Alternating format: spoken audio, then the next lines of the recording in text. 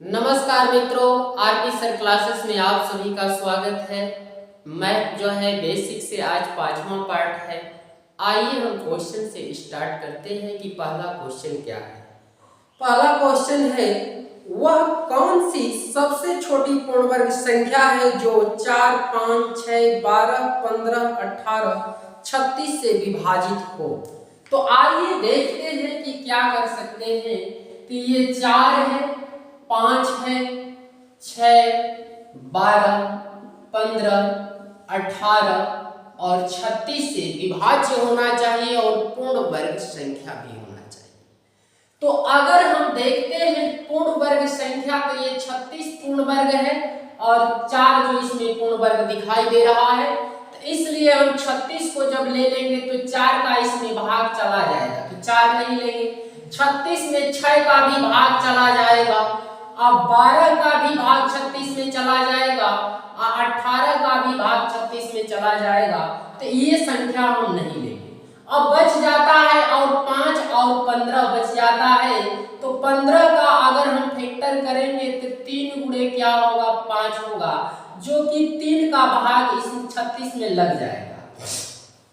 तो अब देखेंगे 5 लेंगे, लेकिन 5 यहाँ भी है, 36 पूर्ण वर्ग है, अब पूर्ण वर्ग ही आप कह रहा है, तो 5 लेंगे तो 5 का वर्ग कितना ले लेंगे, आप कहेंगे कि 25 लेंगे। इन दोनों का गुणा करके हम छोटी से छोटी संख्या बता सकते हैं।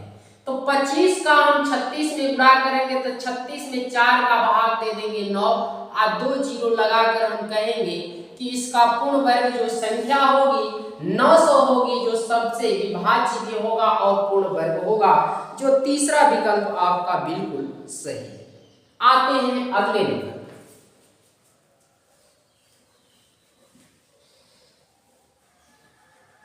अगला नंबर क्वेश्चन है, निम्न में सबसे छोटा कौन है। तो आइए देखते हैं, ये फ्रैक्शन दिया है, ये 3/7 दिया है, 1/2 दिया है, 3/4 दिया है और 4/5 दिया है। इसमें बड़ा कौन है?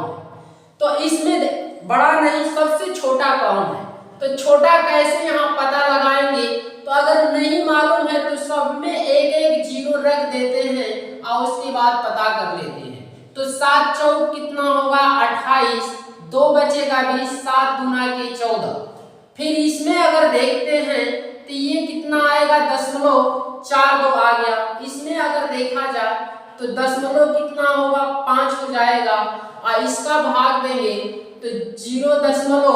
ये देखेंगे तो 4 7 28 और 4 5 20 और इसमें देखेंगे 5 बाटे कितना होगा, 40।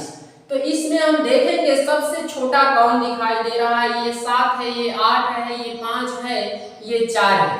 तो हमको सबसे छोटा दिखाई देने वाला यहाँ लगा कि सबसे छोटा यही है। तो इसके सामने वाला जो फ्रैक्शन बना तो जीरो लगाए हैं, हटाकर देख लेंगे तो बता सकते हैं 3/7 सबसे छोटा भिन्न होगा, जो कि पहला विकल्प आपका बिल्कुल सही है।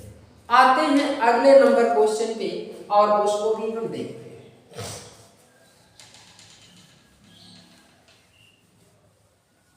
अगला नंबर क्वेश्चन है, यदि किसी संख्या का 4/11 भाग 32 हो तो उस संख्या का 25% कितना होगा। तो आइए का लगा हुआ है, तो हम देखेंगे कि ये 4/11 कहा है, तो का मतलब जो नीचे जो संख्या हर के रूप में दिया रहता है, मूल संख्या यही होती है, मूल संख्या नीचे वाले रहती है। इसका मतलब 4 का मतलब कितना दिया है, तो ये 32 दिया हुआ है। तो 4 में किसका गुणा करेंगे तो 32 बनेगा, तो आप कहेंगे 8 का गुणा कर देंगे। तो ये 11 को अगर देखेंगे कि वो नंबर कितना है, संख्या कितना है, तो 11 में भी हम 8 का गुणा करके वो नंबर निकाल लेंगे कि 88 होगा। अब 25% संख्या आपका मिल गया। अब 25% इसका बताना है, तो 25% का वैल्यू 1/4 होता है, तो इसमें 1/4 से हम गुणा कर देंगे तो 4 दूना के 8, 4 दूना के 8, वो संख्या जो होगी वो 88 होगी, लेकिन उसका 25% निकालेंगे, 25%, तो उसका आंसर कितना आएगा? 22 आएगा, जो तीसरा विकल्प आपका बिल्कुल सही। आते हैं अगले नंबर क्वेश्चन पे और उसमें हम देखते हैं। अगला नंबर क्वेश्चन है 60 से छोटी अभाज्य संख्याएं कितनी है? तो 60 से छोटी अभाज्य संख्या होती क्या है कि जो स्वयं अपने आप से कटता है और सिर्फ एक से कटता है, इसके अलावा किसी नंबर से नहीं कटता है, वही अभाज्य संख्या होती है। तो 60 से छोटी अभाज्य संख्या देखेंगे तो शुरुआत सबसे छोटी संख्या 2 होती है, अभाज्य 3 है, फिर देखते हैं 5 है, 7 है, 11 है, 13 है, 17 है, 19 है, 23 है, फिर 23 के बाद आएंगे 29 है, 31 है, 37 है, 41 हो जाएगा, उसके बाद 43 हो जाएगा, 47 हो जाएगा आपका, उसके बाद 53 हो जाएगा, उसके बाद 59 हो जाएगा। ये जो है कि 60 से कम अभाज्य संख्या मिल गया। कितनी है संख्या पूछ रहा है, तो सबको हम गिनकर बताएंगे।